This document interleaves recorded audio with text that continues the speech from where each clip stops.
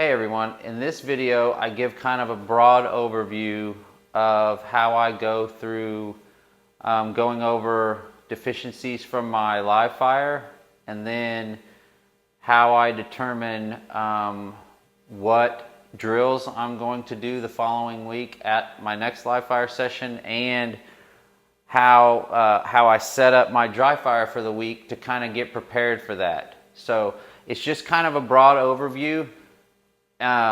But if it's something you guys would like more in-depth stuff on, feel free to hit me up in the comments, let me know. Also, I didn't realize until I started going through the footage that it is very echoey in my dry fire area, aka garage. And I didn't have the external mic plugged into my camera, or either or a Bluetooth mic set up. So I'm sorry for the audio, it isn't the greatest. I will make sure anytime I film in here in the future, I'll either hook up my external mic or wear maybe a Bluetooth mic. But it's just some pretty good information overall. Hope you guys appreciate it, and let me know in the comments what you think. Thank you. Hey everybody, it's Jason with King's Armament. It's about 10:30 on Saturday night. This is when I take the time to go over kind of my notes and everything from my live fire session, which is generally and going to continue to probably be on Friday evening. So up until this last time, I just kind of had to remember everything and just kind of mentally go back through the process and see, what I wanted to work on, and then what drills, dry fire drills I could set up to help focus on those items, and then from there make the drills that I then wanted to go test that work on my next live fire session, which will be this coming Friday. So this time I actually made a hard copy printout of the drills, and I was able to take some notes on them, and I ended up taking quite a bit of notes. One thing I noticed was I tried to film a bunch of this one just to kind of show what I do out there. It did take a little bit of the overall focus, but what I found was cool was I had like 50 minutes of footage that I edited down, and through watching over and over and over and editing, I was able to really closely watch my performance on the videos while I was doing that. With that and having the notes that I actually wrote under the drills, it kind of helped me get back in that moment, and I was able to, by looking at my hard copy notes and what I saw on the footage, I was able to take some pretty good notes of what I want to work on this week in dry fire. Some of the notes I wrote down, like it says, I noticed in some of them I would do, before each drill, I would do a little bit of dry fire, basically walking through the drill before I did it. And in doing that a bunch, I was noticing that, which it's good to do, it's definitely good to do, but I noticed that I would like fidget way too much. I was like readjusting and couldn't get in a consistent amount. I saw myself lunging forward, ducking my head, before, like I was doing it before, and then, I call it shooter ready, like when I get totally set before I hit my shot timer. And I noticed that I was still moving during that time and I wasn't getting set. So before and after shooter ready, so I didn't have any consistency in my mount prep, and when the buzzer sounded, I noticed that I was cocking and ducking my head to meet the rifle instead of having a steady bring up of the rifle to my eye line. Because what I would like to do is be really set and be focused on my aiming reference where I want to shoot, and have the red dot come up to my eye line and not have any extra motion. Also with that, it helps me come up to a specific cheek weld. I want to have consistency in everything I do. So I want my eyes to be steady in the same spot, my shoulder to be in the same spot, the rifle to come up to the same spot and meet my cheek in the same spot. All that consistency. But with all that fidgeting and lunging and everything I was doing up to that, by the time the timer went off and then the things I was doing, all them things cost time that in order to actually break the shot, I have to then readjust in the moment. Not only do I have to readjust, I've then potentially loosened whatever firmness I've set up in the start of it. So I definitely noticed that. So working on dry fire this week, I'm going to be focusing a lot on building a consistent, repeatable, durable, comfortable, neutral mount that stays from the time that I get prepped and ready, from shooter ready all the way up into taking the shot. Hopefully that's going to help me shave off some of that time and be a little more comfortable in being able to come up and do the same thing each time. And also help me stay fluid. So the live fire drills that I'm going to do to hopefully highlight doing that repetitious over and over and over. The first drill, we'll go over how I'm going to set it in dry fire after, but the live fire drill I'm going to set up is I'm going to set up my A zone target, and I'm just going to do one-ups. I'm not going to come up to 2 shots. It's literally going to be on the buzzer, come up 1 shot. So that each time I have to completely get set up, ready, buzzer goes off, I come up to my consistent cheek weld mount, and I take 1 shot. By just taking 1 shot, it's literally going to be repetitive over and over and over and over. So I'm going to highlight that movement, and I'm going to do one-ups from 7, 10, 25, and 50, so that I have to have extra focus and extra firmness as each distance goes out. Up at 7 yards, like, you can get away with a lot, 7 and 10 yards, but as you get out to 25 and 50, like, if you don't have everything going like it should when you break that shot, being able to have any kind of consistency with your shots there's not a chance. Okay, the next thing I noticed was my transition times. They were slow, they were really slow, they were horribly inconsistent.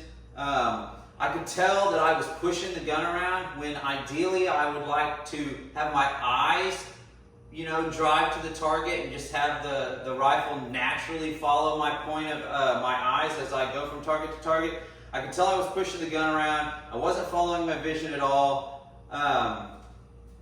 And I think part of this was I progressed the drills I progressed them too much to where there was so much going on, and that from the time the buzzer went off, my goal was trying to go as quick as I could from transition to transition, that I was quickly letting my fundamentals just fall apart, which it's a great test as my fundamentals get better, but I wasn't ready for the drills to have that much transition or speed up, slow down. I just don't think that. I think my best bet is to back it off some, focus more and isolate the actual transition part, and focus on just transition, and then work my way up to a more complex multi-transition drill. So what I'm going to do is I've decided for the second drill I'm going to do to after the one-ups to work on my transitions. I'm going to set up just 2 targets and do a single transition. So that way I can get a lot of reps in just transition. So instead of having to come up and do 2 shots and basically shooting the doubles, shooting 2 shots is to stress my mount and being able to eventually shoot 2, 3, 4, 5, 6, a bill drill, and being able to consistently keep the mount the entire time so that all the bullets go to the same spot. Well, if that is one thing I'm working on while I'm trying to transition, for me it's just like I can really only think of one thing at a time. I can only focus on one thing at a time, and I'm still trying to make each part of my fundamentals something that I do without having to think about. I'm not to that point on every one of them. So I can't do my doubles and transition and go to a reactive pair to a predictive pair. It's just, I can't mentally and fundamentally do that yet. I just can't. So what I'm going to do is 2 targets with a single shot between each target. I'm going to go 1 round on 2 targets. I'm going to go left to right and then right to left.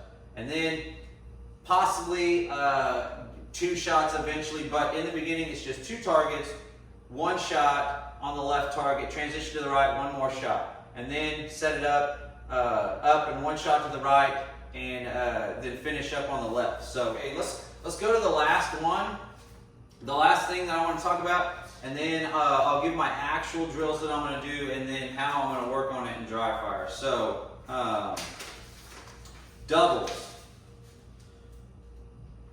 So during my doubles, I can see I had 4 pairs, and that is to give me the chance through each pair to see and diagnose through the overall pattern of the rounds and or what I'm feeling during them. But I was noticing too many inconsistencies where I'd either have a trigger freeze or I wouldn't let my sights settle down before, because really you're not looking at the overall time. You're really focusing your doubles on the pattern of the rounds and the splits in between. So I want to have consistent split times in between and a nice tight group of shots at whatever distance I'm shooting. So the timer is good to get you to start, because the timer will also then keep the splits. It does give you a total time, but the main thing on doubles I'm looking at is the split time. So I have to have the timer start to be able to get the splits, but I'm going to force myself to not focus on the total time. So when the buzzer goes off, I'm going to have my consistent mount that, and I'm going to have my consistent mount that I'm looking for in my one-ups, and it's going to be where I want it before I start shooting my first pair. And then I'm going to shoot my first pair, make sure I force myself to let my sights settle to where they need to be, another pair, and I'm going to add 1 more pair. So instead of 4 pairs, I'm going to do 5, because I think I needed it to be just a little longer in duration. I think by doing all those little things, it should help me overall use that more effectively for what it's supposed to use. So I'm going to add at least 1 more pair per rep, and make sure that all my fundamentals are set up, my stance mount, before as I go up to the first shot, make sure they're all good so I can focus on what I'm seeing and feeling during the pairs. So with that said, I'm gonna do doubles with the 5 pairs. I'm going to do them from 7, 10, and 15 yards. So I'm going to vary the distances on the doubles, doing so many reps at 7 yards, so many reps at 10 yards, and so many reps at 15 yards. So overall, the plan is to simplify the drills, to focus on and highlight more reps on specific fundamentals. So fewer drills from varying distances with more reps.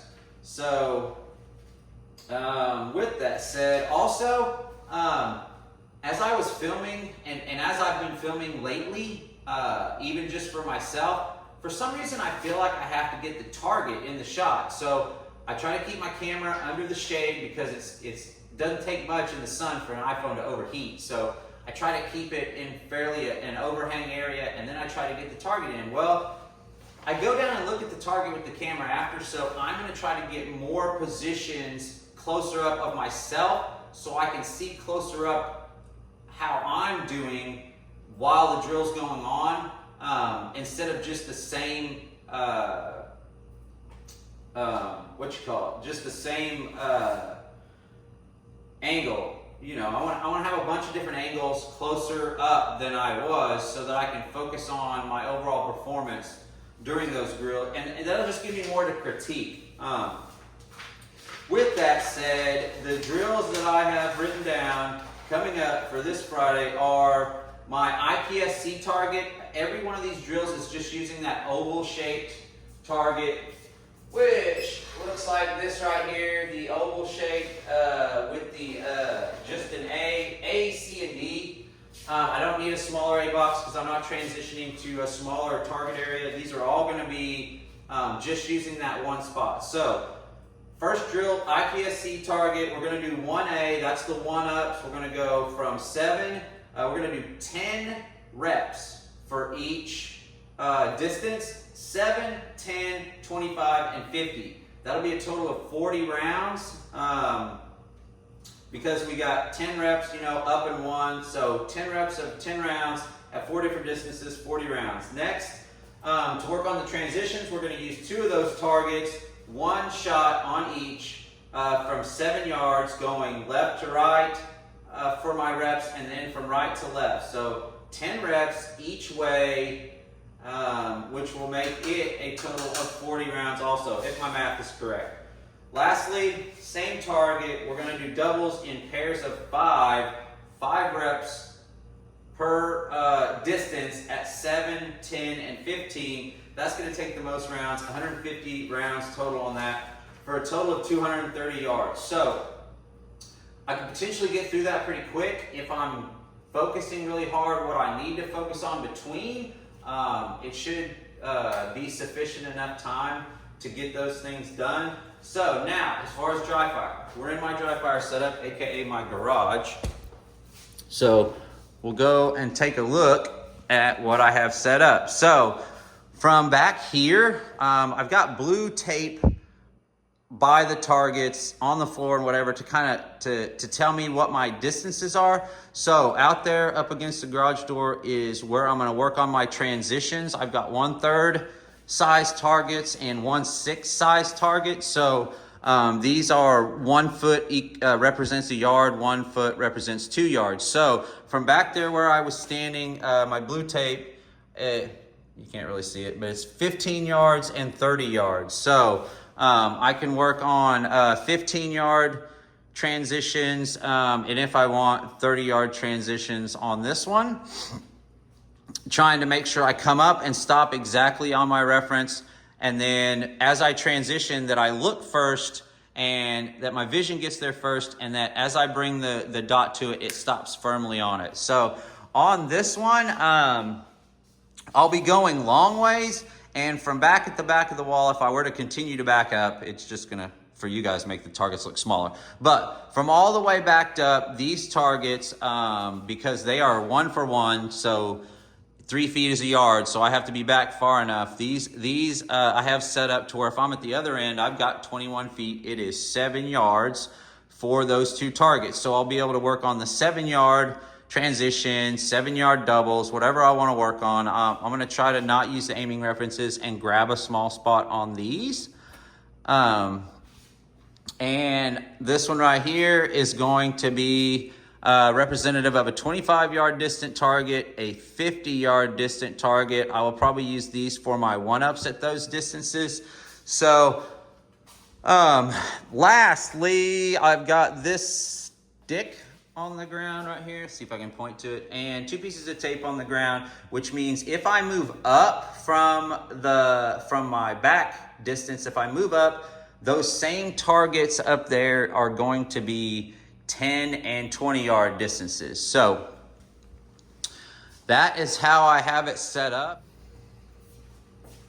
Okay, so that's just a little bit about how, a lot of it is how I'm going to start doing it, because I was just kind of running everything through my head. This is about how I've been doing it, except I had my drills crudely on my iPhone that I would take to the range, had to remember my notes, came back, set up just a few different things I wanted to work on, and then made a new set of drills and went. I think this way is going to help me progress even faster, because I'm getting more data as I go. So if you found this interesting, let me know. If you want to know, if you want me to go more into depth into type of this stuff, like specifically exactly what I'm working on in dry fire, or whatever, just let me know. But thank you for watching.